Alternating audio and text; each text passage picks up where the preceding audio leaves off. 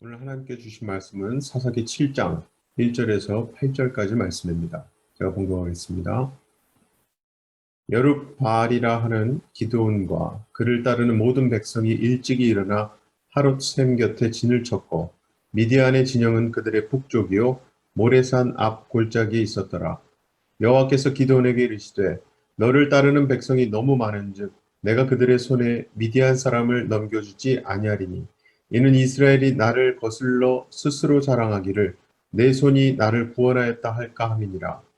이제 너는 백성의 귀에 외쳐 이르기를 누구든지 두려워 떠는 자는 길르앗산을 떠나 돌아가라 하라 하시니 이에 돌아간 백성이 2만 2천 명이요 남은 자가 1만 명이었더라. 여호와께서 또 기드온에게 이르시되 백성이 아직도 많으니 그들을 인도하여 물가로 내려가라. 거기서 내가 너를 위하여 그들을 시험하리라.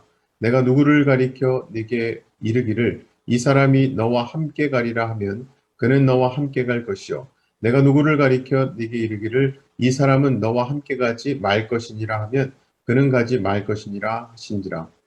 이에 백성을 인도하여 물가에 내려가매 여호와께서 기드온에게 이르시되 누구든지 개가 핥는 것 같이 혀로 물을 핥는 자들을 너는 따로 세우고 또 누구든지 무릎을 꿇고 마시는 자들도 그와 같이 하라 하시더니 손으로 움켜 입에 대고 핥는 자의 수는 300명이요 그 외의 백성은 다 무릎을 꿇고 물을 마신지라.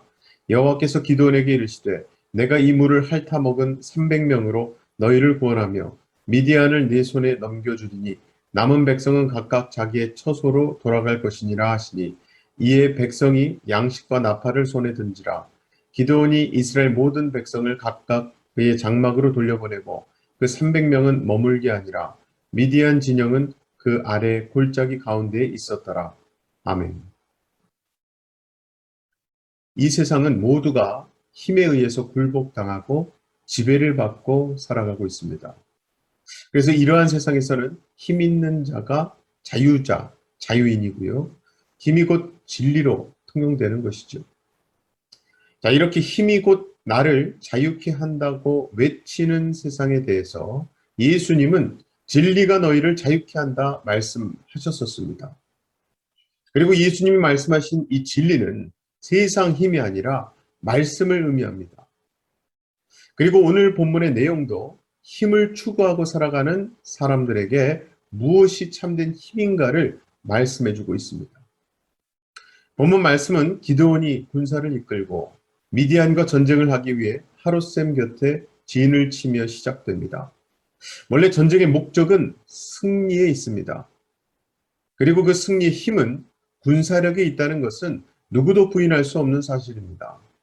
즉 전쟁을 하기 위해서는 군사력을 길러야 하고 군사력은 곧 군사의 숫자와도 연결되는 것이죠. 때문에 될수록 많은 군사를 모집하는 것은 전쟁을 위한 기본 준비 작업이라고 할 수 있습니다. 그런데 본문에서는 세상의 생각과는 전혀 다른 일이 벌어집니다. 2절에 보시면 여호와께서 기드온에게 이르시되 너를 따르는 백성이 너무 많은즉 내가 그들의 손에 미디안 사람을 넘겨주지 아니하리니 이는 이스라엘이 나를 거슬러 스스로 자랑하기를 내 손이 나를 구원하였다 할까 함이니라. 즉 하나님께서 기드온에게 말씀하시기를 이스라엘 군사가 너무 많다는 겁니다. 군사가 너무 많아서 미디안을 너희들의 손에 붙이지 않겠다고 하시는 거예요. 이것은 다시 말하면 군사가 많으면 승리를 주지 않으시겠다는 거죠. 자, 대부분의 사람들이 생각하는 하나님은 신자에게 힘을 실어주는 분이십니다. 그런데 본문에서의 하나님은 참 이상한 말씀을 하시는 거죠. 군사가 많아서 승리를 주지 않겠다. 사실 따지고 보면 이스라엘의 군사가 그리 많은 것도 아니었습니다. 3절을 보면 이때 모집된 이스라엘 군사는 3만 2천 명이었습니다. 반면에 미디안 군사는 메뚜기처럼 많은 수이고 낙타 또한 해변의 모래처럼 많은 수였습니다. 그런데도 하나님은 군사가 많다고 하시는 겁니다. 군사가 많아서 승리를 주지 않겠다고 하신 하나님의 마음은 2절 끝의 말씀에서 잘 나타납니다. 이는 이스라엘이 나를 거슬러 스스로 자랑하기를 내 손이 나를 구원하였다 할까 함이니라. 즉 이스라엘이 많은 군사로 전쟁에 참여했을 때에 하나님이 주신 승리를 자기들의 힘으로 승리한 것으로 여기고 교만할 것을 염려하신 것이죠. 정말 사람은요, 불행의 원인은 외부에서 찾으려고 하면서도 행복의 원인은 자신에게서 찾으려고 합니다. 즉 일이 안 되면 하나님에게 원망을 돌리면서 일이 잘 되면 자기에게 영광을 돌리려고 하는 거예요. 자, 승리가 여호와로부터 주어지는 것이라면 애초부터 군사의 숫자라는 것은 아무런 의미가 없는 겁니다. 하나님의 승리가 군사의 숫자라는 힘의 조건에 의해서 주어지는 것이 아니기 때문이죠. 즉 승리의 조건은 하나님의 은총일 뿐입니다. 인간에게 조건이 있는 것이 아니라 하나님에게 있는 것이죠. 그리고 지금 하나님께서 기드온을 세우시고 미디안의 손으로부터 이스라엘을 구원하고자 하시는 것은 단지 미디안의 압제로부터 그들을 해방시키는 것이 목적이 아닙니다. 하나님은 미디안과의 전쟁을 통해서 하나님과 이스라엘과의 관계를 바르게 정립하고자 하시는 거예요. 본문 앞장에 보면 기드온이 생각하는 하나님은 원래 자신에게 힘을 실어주는 하나님이었습니다. 즉 기드온이 생각하는 하나님과의 관계는 바로 힘이었던 거예요. 그래서 자신에게 힘이 있으면 하나님이 함께 하시는 것이고 힘이 없으면 하나님이 함께하지 않은 것으로 여겼던 거죠. 이러한 기드온의 잘못된 생각, 이스라엘과 하나님과의 잘못된 관계를 바르게 정립하시고자, 즉 하나님의 관계는 힘을 소유하는 것에 있는 것이 아님을 가르쳐 주시기 위해서 하나님은 군사를 줄이십니다. 3절에 보면 이제 너는 백성의 귀에 외쳐 이르기를 누구든지 두려워 떠는 자는 길라산을 떠나 돌아가라 하라 하시니 이에 돌아간 백성이 2만 2천 명이요 남은 자가 1만 명이었더라. 즉 군사를 줄이는 방법으로 두려워서 떠는 자는 다 돌아가라는 것이죠. 이로 인해서 2만 2천 명이 돌아가고 1만 명만 남게 된 겁니다. 그러나 하나님은 이것도 많다 하시죠. 이번에는 군사를 물가로 데리고 내려가서 물을 혀로 핥는 자는 남기고 무릎을 꿇고 마시는 자는 돌려보내라고 하십니다. 이로 인해서 결국 300명이 남게 되는 거예요. 그리고 흔히 우리는 그 300명이 하나님의 용사가 될 수 있는 것은 두려움이 없었고 무릎을 꿇고 물을 마실 정도로 전쟁 중에 방심하지 않고 경계를 잘했다라는 것으로 알고 있습니다. 자, 그런데 사실 하나님의 진짜 뜻은 그게 아닙니다. 즉 우리는 300명이 남게 된 조건을 인간에게서 찾으려고 하면 안 된다는 거예요. 300명이 다른 이들과 뭔가 다르기 때문에 마지막까지 남게 된 것이 아니고요. 그 300명이 이스라엘을 구원할 어떤 힘이 있다는 것이 아니라 하나님의 전지전능하심은 300이라는 수를 가지고도 메뚜기 같은 군사와 모래알처럼 많은 수의 낙타를 소유한 힘 있는 미디안을 이기실 수가 있다는 거예요.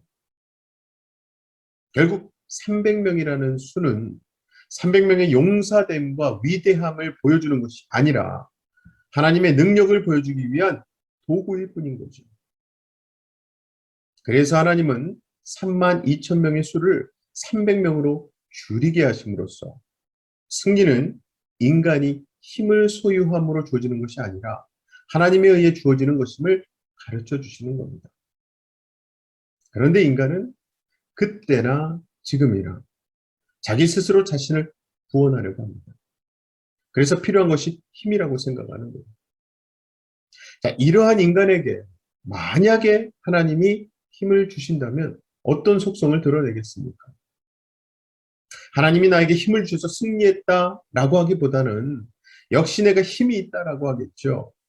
누구든 나보다 힘 있는 자 있으면 나와보라 큰 소리 치겠죠. 300명만 남게 하신 하나님은 이스라엘에게 승리는 인간의 수에 있는 것이 아니라 하나님에게 있음을 말씀하십니다. 따라서 결국 바르게 정립된 하나님의 관계는 오직 하나님을 힘으로 삼고 살아가는 관계인 거예요. 그러한 관계라면 하나님에게 힘을 달라는 요구를 할 필요가 없습니다. 왜냐하면 하나님 자체가 힘이시기 때문에 하나님만 신뢰하고 살아가면 되기 때문이죠. 그래서 천국은요, 결국 하나님이 힘되심을 의지하고 살았던 사람들만 모이게 될 겁니다. 그래서 천국에서는 인간의 영광이 드러나고 자랑될 수가 없죠. 오직 하나님께만 영광을 돌릴 뿐입니다. 오늘 말씀에서 하나님께서 기드온과 함께 하시고 기드온을 간섭하신 일은요, 기드온이 의지할 만한 것을 잘라버리시는 일이었습니다. 그렇게 극히 작은 수인 300명만 남기신 거죠. 더 많은 수를 주신 것이 아니라 오히려 적게 만드셨다는 거예요. 그리고 그렇게 기드온에게 함께 하신 하나님이 우리에게 함께 하신다면 하나님은 때때로 우리가 기댈 만한 것들 잘라버리는 일을 하실 겁니다. 그럼에도 불구하고 변함없이 하나님을 사랑하고 하나님 신뢰하고 살아간다면 그 사람이 바로 기적의 사람인 거죠. 사랑하는 우리 성도 여러분, 하나님이 곧 저와 여러분의 힘이십니다. 전지전능하신 하나님께서 당신의 약속을 이루시기 위해 일하시고 저와 여러분이 그 약속 안에 포함되어 있다는 사실이 바로 우리의 힘인 줄로 믿습니다.